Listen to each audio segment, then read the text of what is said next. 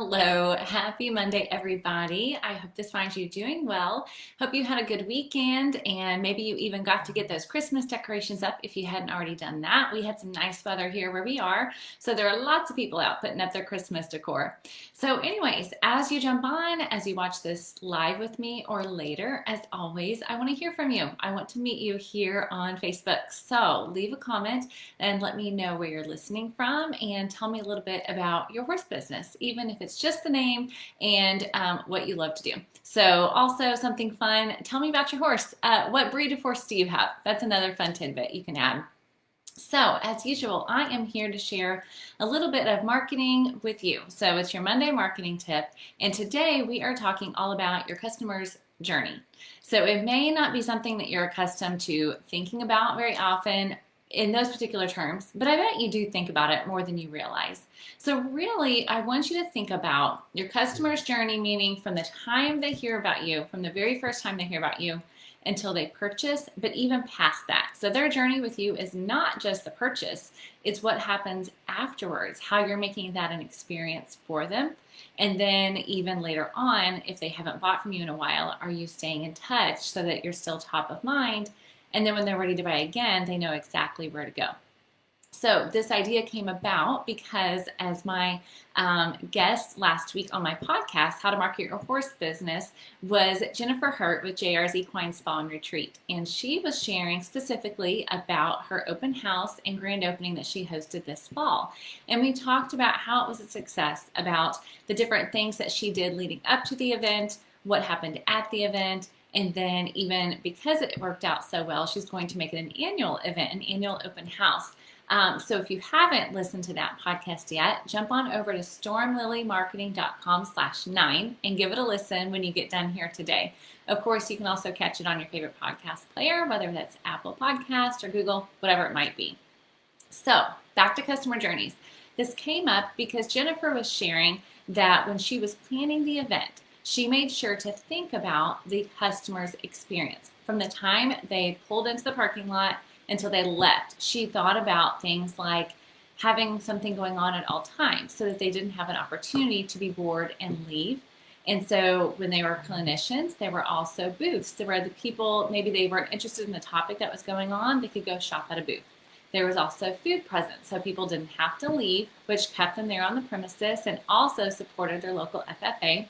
So those are some of the ways that she was thinking about her customer's journey. She also wanted to make sure that she was available to answer questions about their services, the different treatments that they offer at their rehab facility. And then she even gave people a personal touch and gave them the opportunity to go in and try it out. So all of these things were because Jennifer was thinking specifically about the journey for her customers and for her attendees at the time. So whether they were paying customers or not, for that day, the people attending the open house were her customers. So she was thinking about their journey. So when it comes to your business, you may not be hosting an event right now. However, whatever your business might be, whether you are training horses, whether you're providing lessons, whether you're a photographer or a massage therapist, all of those things, your customers are on a journey with you. And the more that you can make that journey a wonderful experience, then the more they're going to continue to come back. So, for example, think about that first impression that they have. Obviously, yes, your website or your online presence is a part of that. So can you take a look at those things from your customer or your potential customer's perspective? Is it easy to navigate? Is it easy to get in touch with you? Is the process very simple to understand what it's going to be like to work with you? These are all things that make a really important first impression for your customers. And then think about that next step. Do you have something in place that says, when I hear from somebody, I will respond within X number of hours? Whether it's just to say, hey, I got your inquiry, I will get right back with you, or can you answer these few questions? Whatever those next steps might be to working with you, do you have a process in place? Now, the other thing to think about is honestly the level of professionalism that you provide in that process. Because yes, you want to do a personal touch, but you also want to pay attention to things like grammar, to be honest, spelling, those type of things. I know for many of you, you're probably answering emails on your phone or on the go. So take a minute to look back. Make sure that you didn't misspell anything. Did you include their name to make it personal? So it's not just, hey, I got this, I'll get right back with you. But instead, maybe it's, hey, friend, I'm so glad, or use their name, obviously, if they provide it. I'm so glad to hear from you. I would love to learn more about your business and what you're doing. Or if you're, not working with businesses, if you're working with individuals, then I'd love to learn more about your course and how I can take some great pictures to capture the memories that you've made together. Do something that makes it a little bit personal, and that's really going to make that just a better journey for them. And then what about the process as they're going through, and if they do decide to work with you? Do you have a process for securing dates and times? Is that easy? Do you end up going back and forth, trying to figure out a day and time that works for them if you're trying to schedule an appointment? Have you thought about that from your customer or potential customer's perspective? Have you made that easy for them? And then when you have it secured, do they have your cell phone number so that in case they need to make a change, they know how to get a hold of you the day of?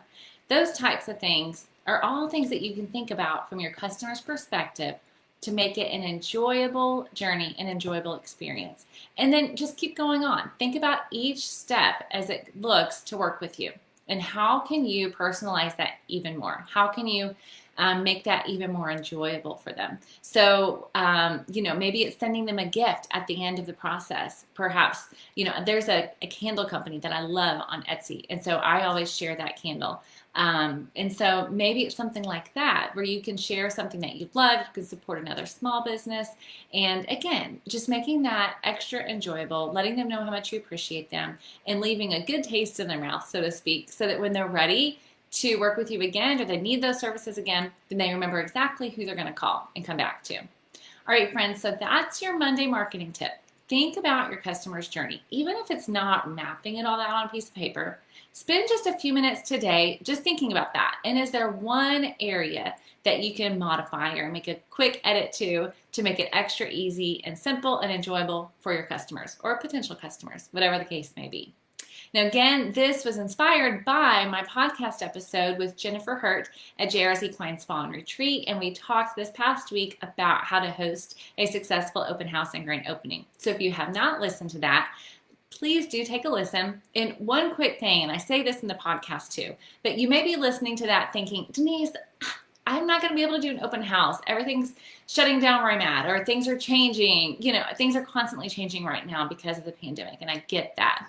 So what I would say is, listen to it for ideas and inspiration, because like I said, the tip I just shared with you, that can be implemented no matter what we're going through. You can think about your customer journey. So you can listen for ideas and inspiration for that. And then also remember, it's not always going to be this way. And you're going to want to host an open house, especially when you get to be back at full capacity. You're going to throw a big old party, I'm sure. So when you do, you're going to want to have listened to this episode so that you can have some ideas to implement for your own open house. So again, that's stormlilymarketing.com/9. And you can listen to that at any time. And if you have any questions about what I shared here, as always, drop a comment. I'd love to hear from you. And please share this video if you can. And you have tons of horse friends, I am sure, that own businesses, I'm sure. And I would love to help them out too. So if you will, share this link, share this video on your Facebook page, and let them know about the podcast as well. Okay, thanks so much for joining me here, friends. I hope you have a wonderful rest of your week. Bye.